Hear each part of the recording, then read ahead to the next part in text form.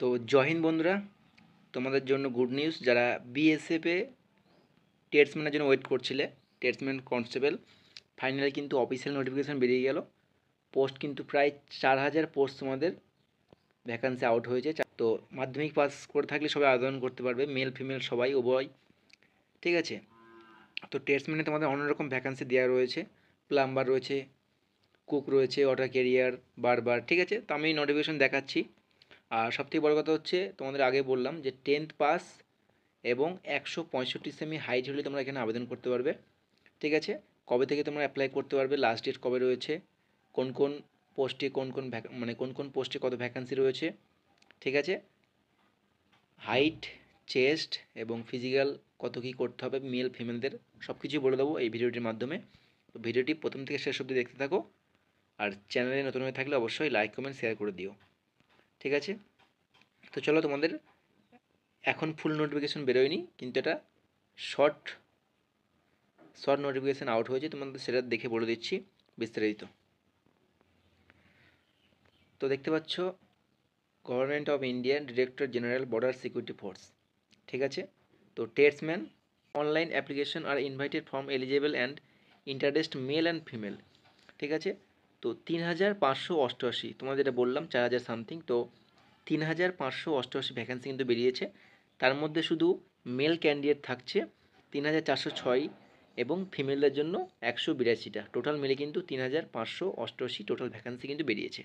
তো প্রথমে তোমাদের কি বলছে এখানে, বেতন অর্থাৎ স্যালারি কত দেওয়া হবে। দেখো, পে লেভেল 3 অনুযায়ী তোমাদের কিন্তু 21,700 টাকা থেকে 69,100 টাকা বেতন দেওয়া হবে। ঠিক আছে, মানে যেটা তোমরা এসএসসি জিডিতে পেয়ে থাকো এটা কিন্তু সেম। ঠিক আছে, স্যালারির দিকে কোনো কম বেশির ব্যাপার নেই, সব এক। এবার দেখো কোন কোন পোস্টে, যেমন এখানে দেখো কনস্টেবল কবলার রয়েছে। হ্যাঁ, কবলার রয়েছে, টোটাল 65টা রয়েছে। তার মধ্যে ইউআর 24, ইডাব্লিউএস 5টা, ওবিসি 19, এসসি 10, এসটি 7। তারপর দেখো ট্রেলারে রয়েছে 7টা রয়েছে ইউআর, একটা রয়েছে ইডাব্লিউএস, 5টা রয়েছে ওবিসি, 4টে রয়েছে এসসি, এসটি রয়েছে একটা এবং 18টা টোটাল টেলার। কার্পেন্টার রয়েছে 18টা ইউআর, 3টে ইডাব্লিউএস, 10টা ওবিসি, এসসি 6টা, 3টে এসটি, টোটাল 38টা। ঠিক আছে, তো আমি তোমাদের টোটালটা বলে দিচ্ছি। নোটিফিকেশনটা আমি আমার টেলিগ্রামে শেয়ার করে দেবো, তোমরা ওখানে দেখে নিও কোন কোন পোস্টে কত ভ্যাকেন্সি দিয়েছে। ঠিক আছে, তো এরপর থেকে দেখো প্লাম্বারে রয়েছে 10টা, মানে সব রকম কাস্ট মিলিয়ে। তারপরে পেইন্টার রয়েছে 5টা এবং ইলেকট্রিশিয়ান রয়েছে 4টে। সব থেকে বেশি এবং টপ ভ্যাকেন্সি রয়েছে কনস্টেবল কুক, 1462টা। ঠিক আছে, এবং দেখো ওয়াটার ক্যারিয়ার রয়েছে 699, 700টা ভ্যাকেন্সি।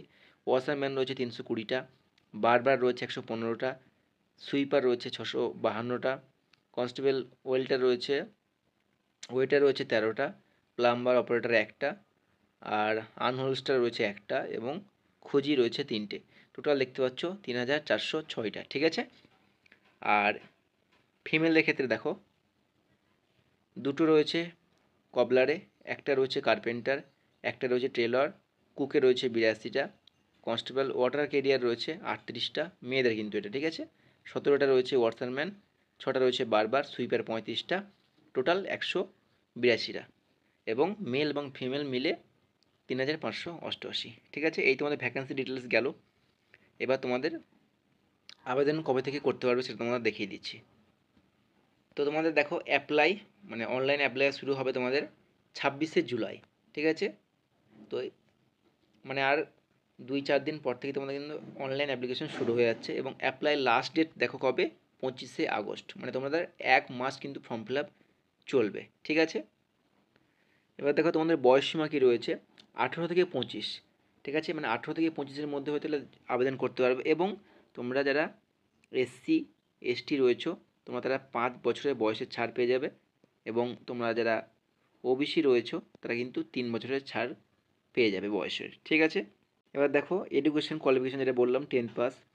তো যেমন carpenter, plumber, painter, electrician, plum operator, upholster, এগুলোর জন্য কিন্তু অনলি মাধ্যমিক পাস করে থাকলেই তুমি এখানে আবেদন করতে পারো। এবং দেখো দেখাচ্ছে 2 years certificate course from industrial training institute, ITI. তোমাদের 2 বছরে কিন্তু আইটিআই সার্টিফিকেট কিন্তু লাগবে for traders of constable, কবলার, trailer, carpenter, washerman, constable, sweeper, এগুলোর জন্য কিন্তু মাধ্যমিক পাস করে থাকলে হবে। এবং প্রফেশন ইন রেসপেক্টিভ ট্রেড, এবার এগুলো জন্য তোমার টেস্ট কিন্তু হবে, টেস্টে তোমাদের পাস করতে হবে। আর এই যে পোস্টগুলো দেখতে পাচ্ছ এর জন্য তোমাদের কিন্তু আইটিআই সার্টিফিকেট লাগবে। বোঝা গেল?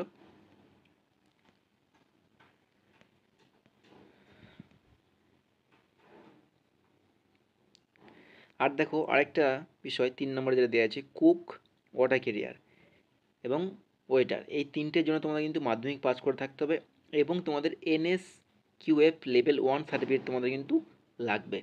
ঠিক আছে?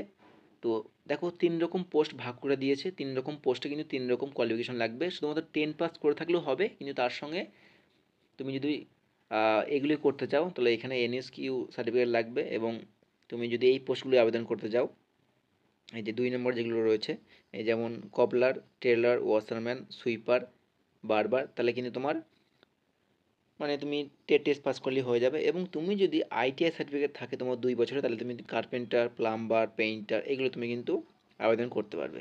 বোঝা গেল? 3 রকম ভাগ করে দেওয়া হচ্ছে, তোমার যেরকম যোগ্যতা রয়েছে তুমি সেই হিসেবে কিন্তু এখানে আবেদন করতে পারবে। বোঝা গেল? হাইট দেখো তোমাদের অল ক্যান্ডিডেট মেলের কথা বলছি 165 সেমি, আর চেস্ট 75 থেকে 80।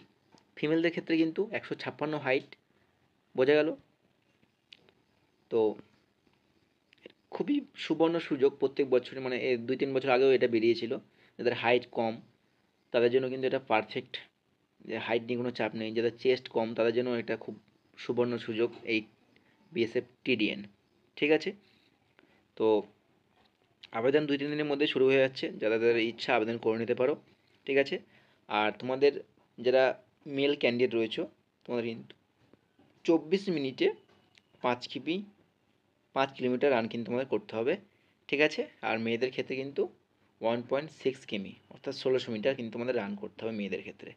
মানে যেমন SSC GDতে সেম প্যাটার্ন কিন্তু এখানেও। এবার তোমাদের সিলেকশন প্রসেসটা বলে দিই। এখানে দেখো এটা কিন্তু শর্ট নোটিফিকেশন, তো আশা করি যেদিন তোমাদের ফর্ম ফিল আপ শুরু হবে তার আগের দিন নাহলে সেই দিন তোমাদের কিন্তু ফুল নোটিফিকেশন দিয়ে দেবে। সেদিনকে আমি একটা ভিডিও বানিয়ে দেবো।